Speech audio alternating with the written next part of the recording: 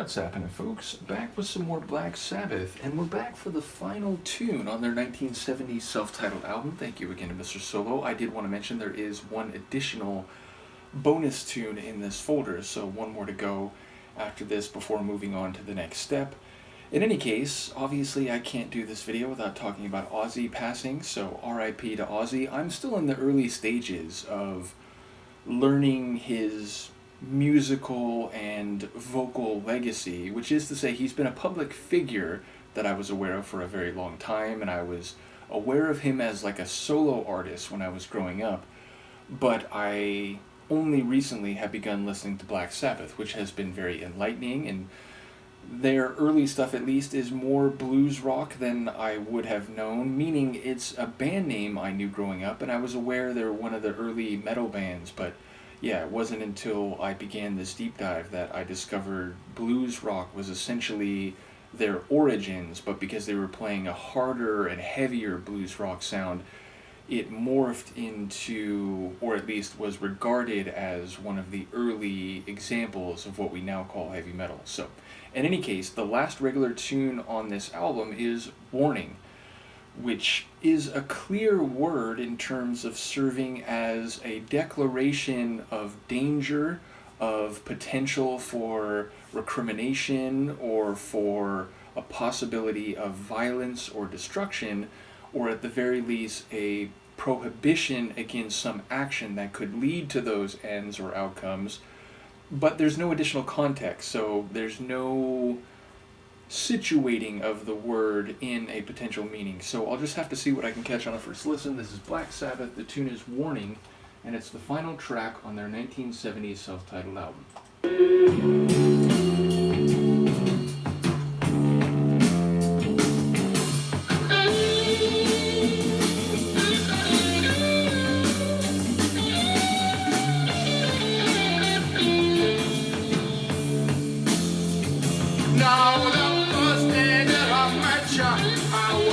In the sky, when the sun turned all a blur and the thunderclouds rolled by, the sea began to shiver and the wind began to moan. It must have been a sign for me to leave you well alone. I was born without you, baby, but my feelings were a little bit too strong.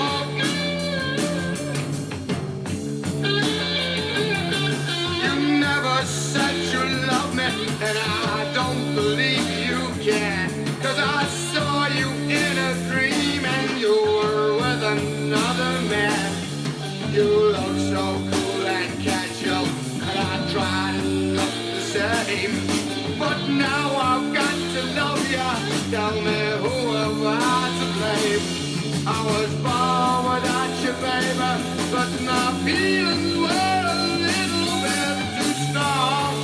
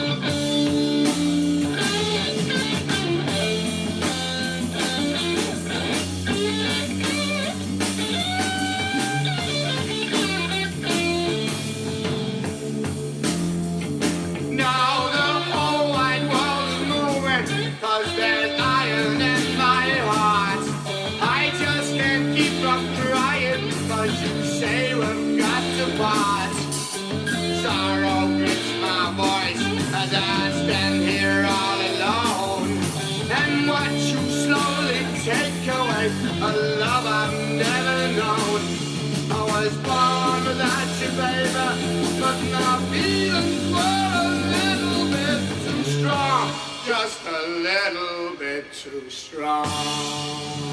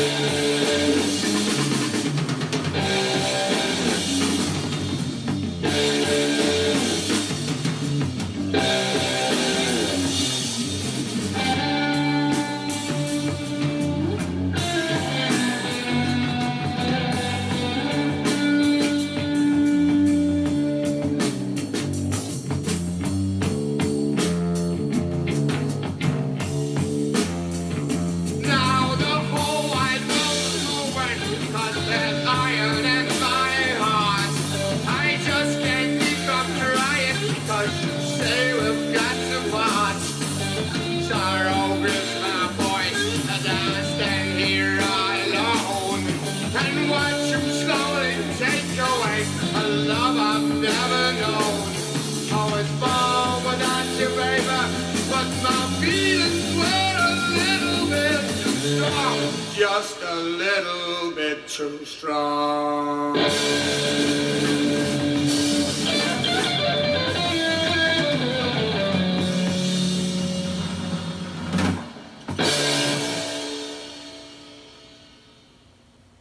It's really over? I guess it's really over. Damn is the simple reply to that track. Holy smoke. So, okay, number one, it's more that blues flavor. Now, as it goes on, it does get a bit heavier, a bit stronger, but it really did have a bit of a rural blues feel to it, and even more like a jam blues session. Now, fair to say, the complicated rhythms and tempo changes and timing suggest that this was not improvisational, but it has that feel like they're just kind of doing what they want and just experimenting with drum rhythms. And again, the drummer in this band is crazy. Like, not only the speed of playing, but the complicated yet perfectly rhythmic fills and rolls and measure change transitions that he does are just wild. And then, of course, the guitar, it's bluesy, it's wicked, it's sort of like down to earth, but also evolving and then getting a bit heavier in the latter stages of the song. Amazing. Obviously, Ozzy's voice, it just has that crying out type of feel, and the subject matter feels very blues-esque. It sounds like someone who is being abandoned by the person that he loves, though he's also saying, I think, what was that like pair of lines? I think it was essentially the chorus that like, I was born without you, meaning like, this isn't something that was necessary, you know, it's not like I was already in love with you when I was born, and like maybe my feelings are a bit too strong or something like that, but it sounds like, you know, there was love maybe promised to him by this other person, but he's never actually felt it, and now the other person is like leaving him behind and taking their love that he never really felt to begin with them. So it's very blues if I'm reading the narrative, or at least the scene painting right, that like, you know, he's not getting what he thinks he's due or what would be fair, and the world and this other person are doing him wrong, and you know, he's sort of crying out to those who, you know, care about things being just and so on. Now, as I often say with blues, there's like a sense of hope built into that despair or sense of injustice, because you're saying something about it. You're not acquiescing to it. You're not just, you know, giving up and being mute. You're, you know, crying out and lambasting and lamenting the unfairness or the way you've been treated. So there's still a sense of vitality, and I think that is the case here. But if I heard it correctly, I think the warning is specifically like when he met this person or when he first got involved with her.